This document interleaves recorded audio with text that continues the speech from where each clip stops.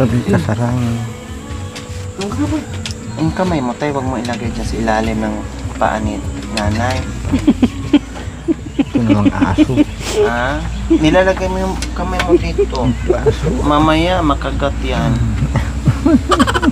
No? Ano naman na ni Mana? Itong aso extra. Okay lang tayo. Hayaan mo lang siya dyan. Buntis. Mabait naman. Okay, so ayan po mga kabayan. Magmuni-muni muna kami dito sa balcony nila habang tingin tayo doon. Ayan ang overlooking natin. Ayan. Huwag tayong kukurap. Tingnan natin yung bahay. Tapos mag-isip tayo kung ano na ang itsura sa bahay. O, di ba?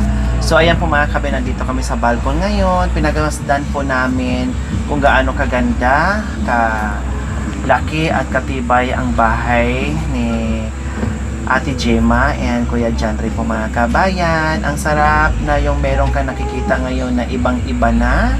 So Ate Gemma, ano nakikita niyo po sa bahay niyo? Malaki, ma'am. Malaki. Ikaw naman Kuya Janry, kumusta ang bahay mo ngayon na nakikita mo? Malaki ma'am, matibay pa. Malaki at matibay. Ikaw naman, Nanay Irma, ano nakikita mo yan sa bahay habang pinagmasdan natin? Malaki, maganda siya. Basta maganda ang pinaka. Maganda. Ikaw naman po, Tay. Ganun din ma'am, maganda, matibay. Ganun. Maganda, matibay. Kasing ganda ni Nanay Irma. Opo. Ay, kupo! Bumahing. Nagbumahing ka. Parang Bumahing nga, parang tao din. Nagulat ako. Bumahing siya, parang nasubsob yung bibig niya dito sa yung nguso niya dito. parang naman. Akala ko kinakita ko. Pag sabi ko lang, maganda ba si Nanay Emma, bigla ko. Buti sana kung hindi, pumunta dito yung nguso niya, gumanyan. Ikaw talaga, Brownie. Brownie ba pangalan yan? Oo, ma'am. Ikaw talaga, Brownie. Nagulat ako doon. Di ba? Nasubsob yung nguso mo dito sa braso ko. So, lahat ng ano ngayon mga kabayan ay maganda. Sige, titig tayo doon. Huwag tayong kukurap. Tumitig tayo hanggat magsawa. Abutan tayo ng bukas dito. Ganito pa rin ang posisyon natin.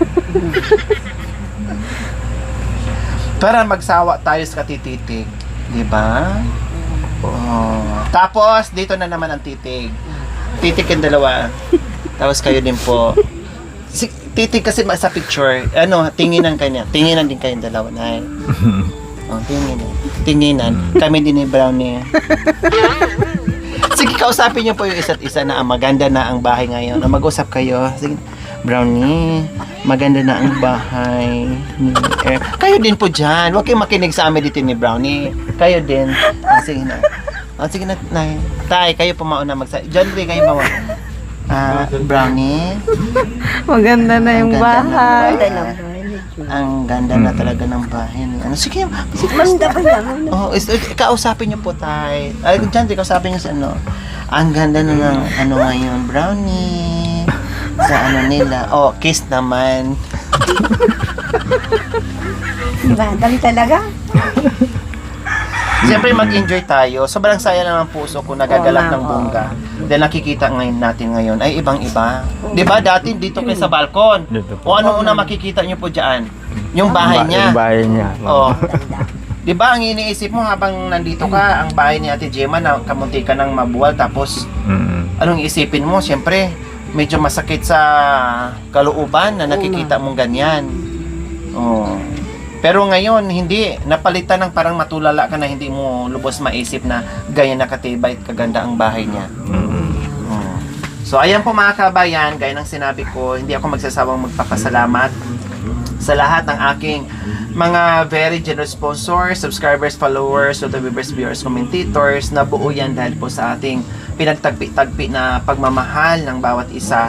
Kaya nabuo po natin, maganda, matibay, decente, safety, para sa pamilya ni Ate Gemma po mga kabayan na nabuo po iyan. Kaya maraming salamat po talaga sa inyong suporta na talagang mula noon hanggang ngayon sa aking mga pioneer sponsors, sa aking mga baguhan na sponsors at sa paparating pa na mga sponsors sa ating channel. Highly appreciated at welcome much po, no, sa ating mga mapagmahal na mga kababayans natin sa iba't ibang panig ng mundo. Nako po, maraming salamat dahil hindi ko po ito magagawa kung wala po ang inyong pagmamahal at suporta sa mission natin, no? Kaya maraming salamat. Okay, sige.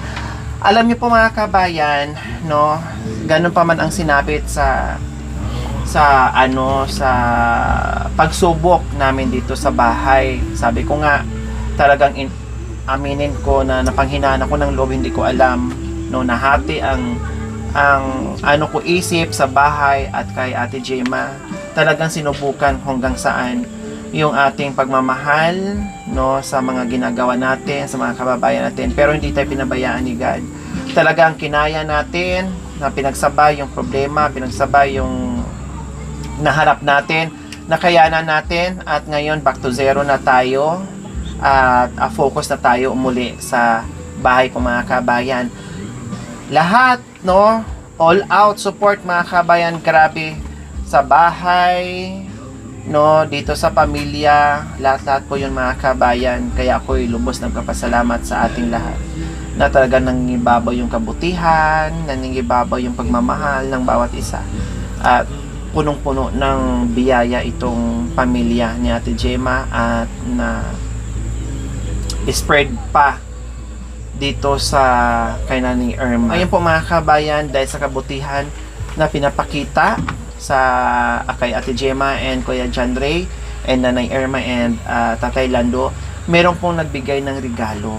Yes, meron pong nagbigay ng regalo para sa dalawang mag-asawa po mga kabayan, at para sa team, at meron pang dalawang mag-asawa mga kabayan na tinulungan. So nagpadala ito ng 24,600. Ang 6,000 ay mapunta doon sa mag-asawa na nasa ilalim ng tulay na nakatira. Then yung 6,000 ay mapupunta sa buong team. Then yung 12,600 na matitira ay maghahati si Nanay Irma and Ate Gemma, which is tag 6,300 sila.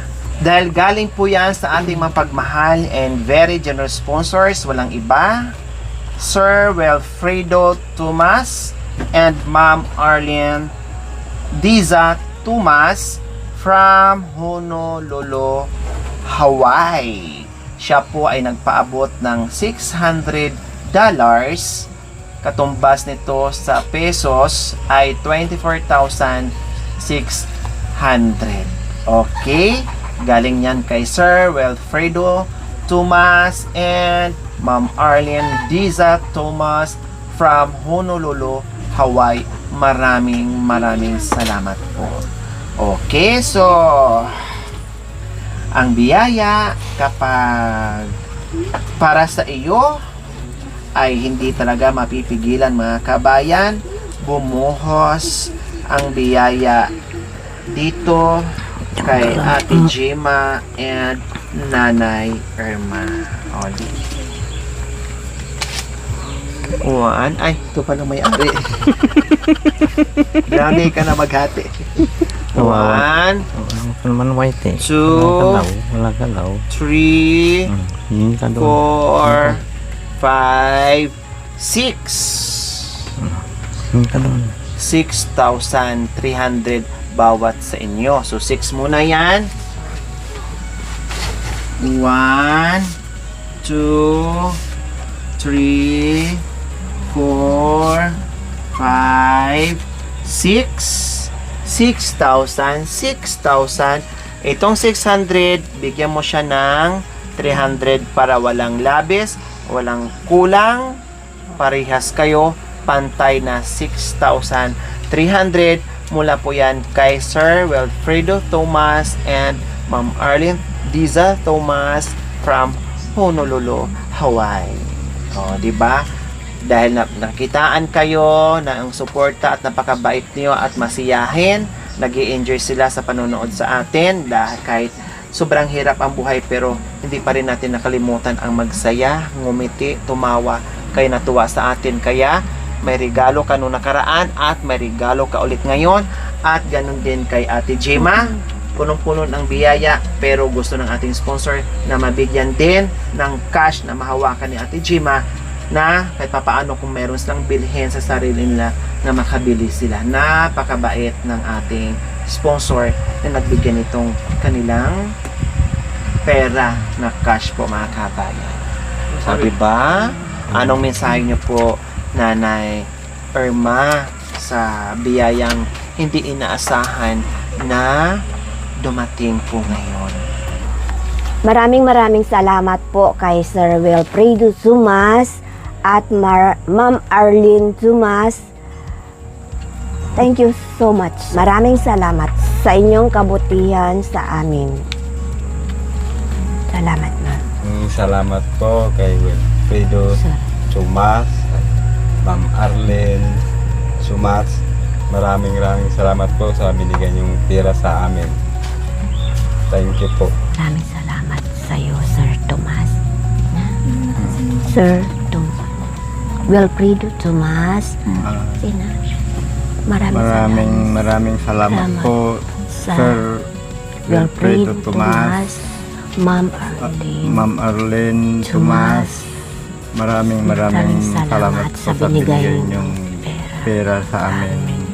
Marami lang pagbibilan ng kinakailangan namin to, ma'am, sir. Thank you po. Salamat po. Ayan. So, ganito lang gagawin natin, mga kabayan, para pang-isahan na lang at maintindihan ng ating mga manunood yung pangkalahatan na napasasalamat na magiging spokesperson natin, si Nanay Irma. So, kayo na lang po, Nay. Lakasan nyo na lang po para pangkalahatan na maraming salamat po. Sir Wilfredo Dumas and Ma'am Arlene Arlene Dumas. Dumas. Yung malakas para pagkakataon para sa papaano ikaw na yung magiging spokesperson sa pamilyang ito, no? O sige, Nay, ha? Lakasan po natin. Magpasalamat tayo sa Panginoon at sa mga tao, ganyan. Tapos maayos ang pagbagit ng Ma'am Arlene Dumas and Ma'am Sir Wilfredo Dumas from Honolulu, Hawaii. O ganun, ha? O sige. Para Mano, ikaw na yung magsalita para sa kanyang Hindi lahat. ko alam yung From Honolulu, Hawaii. Maraming salamat po kay Sir Wilfredo Dumas, Ma'am Arlene Dumas, sa binigay mo po sa amin ng pera para sa aming anak na si Gemma, sa pamilya niya kay Gemma, sa binigay niyo pong pera sa amin. At kami po ay nagpapasalamat sa inyo, ma'am, sir. Sana marami pang darating sa inyo ng mga blessing. Maraming salamat, ma'am.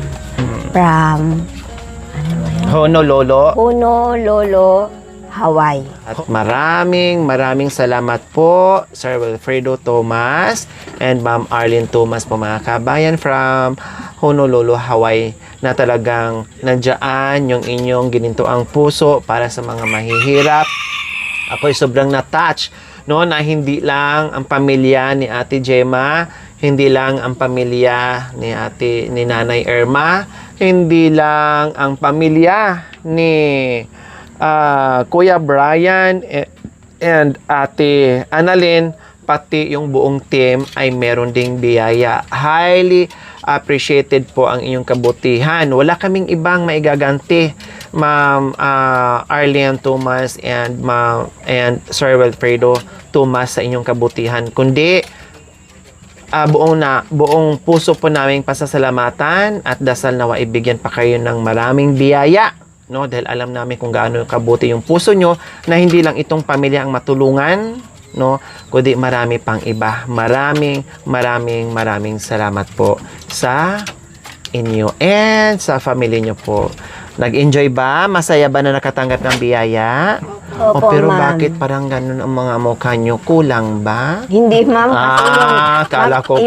Ganyan dapat masaya. Hindi, ma'am. Kasi ba't yung pagsasalita mo, ma'am?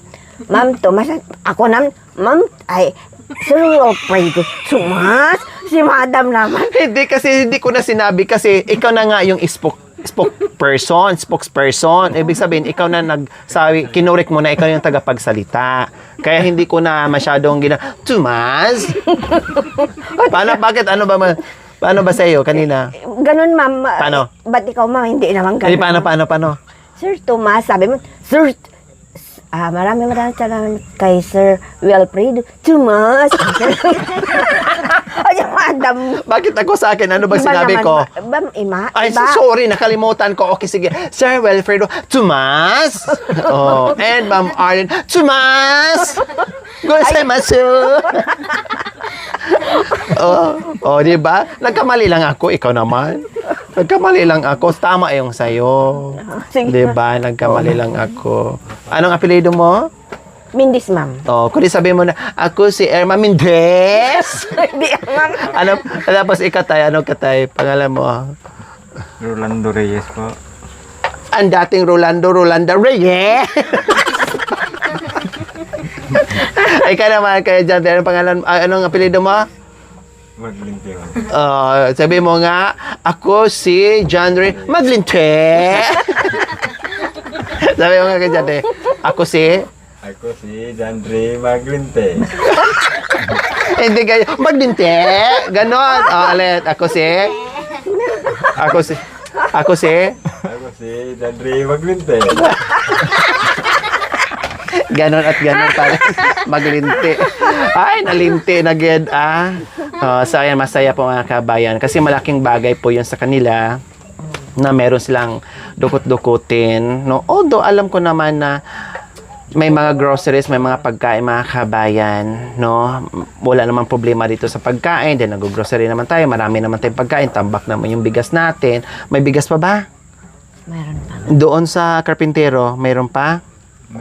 Mayroon pa. So, hindi naman nawawala ng pagkain dito mga kabayan. Kaya lang, sa gugustuhan ng ating mapagmahal and very generous sponsor na mag-asawa ay merong silang pera sa kanilang sariling mga bulsa nila mga kabayan. Di ba?